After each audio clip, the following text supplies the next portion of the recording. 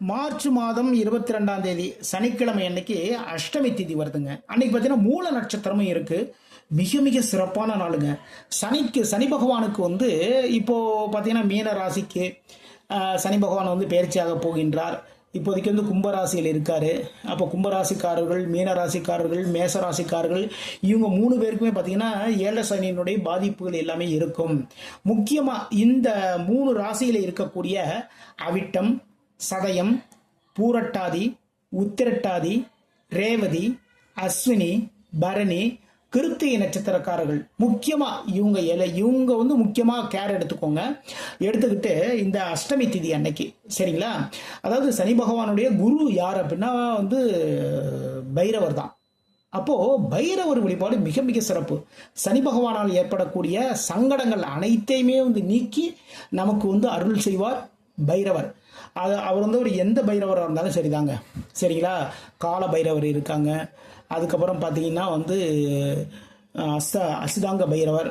அப்புறம் பார்த்தீங்கன்னா ரொம்ப இது பைரவர் வந்து ஒரு 8-9 பைரவர்கள் இருக்காங்க.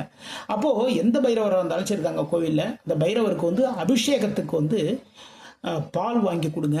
பன்னீர், முக்கியமாக பன்னீர் வாங்கி கொடுங்க. பால், பன்னீர், தேன், திரவியப்பொடி, இது மாதிரி அபிஷேகத்துக்கு தேவையான அனைத்து பொருளுமே வாங்கி கொடுக்குறாங்க. வாங்கி கொடுங்க. முக்கியமாக பார்த்தீங்கன்னா ஜவ்வாது, புனுகு இதெல்லாம் வாங்கி கொடுங்க. அபிஷேகம் முடிஞ்சதுக்கப்புறம் ஜவ்வாது, புனுகு இதெல்லாமே கலந்து பைரவ பெருமானுக்கு மேலே வந்து ஃபுல்லாக எல்லாமே பூசுவாங்க. இது ரொம்ப ரொம்ப சிறப்பு.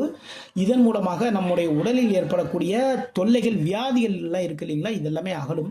சில பேர் பார்த்தீங்கன்னா ஸ்கின் சம்மந்தமான பிரச்சனைகள் எல்லாமே இருக்கும். அவங்க இதேமாரி புனுகு, ஜவ்வாது எல்லாமே வாங்கி கொடுக்கலாம்.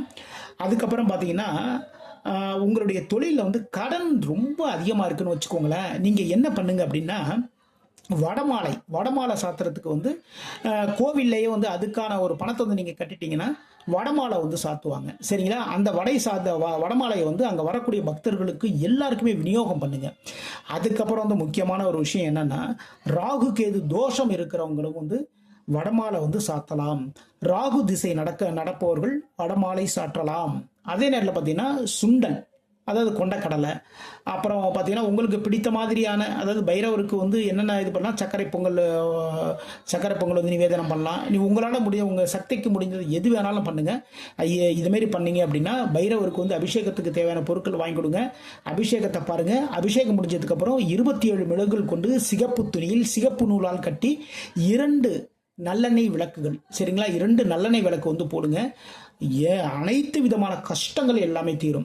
அப்புறம் பார்த்தீங்கன்னா படிப்பில் நல்ல முன்னேற்றம் வேணும் அப்படின்னா தேங்காயில் வந்து தேங்காய் எண்ணெய் போட்டு அதில் வந்து விளக்கேற்றுங்க சரிங்களா. சில பேர் பார்த்தீங்கன்னா குலதெய்வ பிரச்சனைகள், குலதெய்வ சாபங்கள் எல்லாமே இருக்கும்.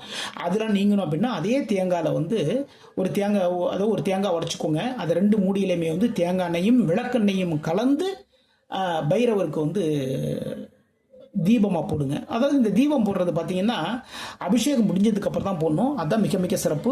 அப்போது சனிக்கிழமை அன்னைக்கு மார்ச் 22 சனிக்கிழமை அன்னைக்கு பைரவர் வழிபாடு பண்ணுங்க. வாழ்க்கையில் அனைத்து நலனையும் பெறுங்கள்.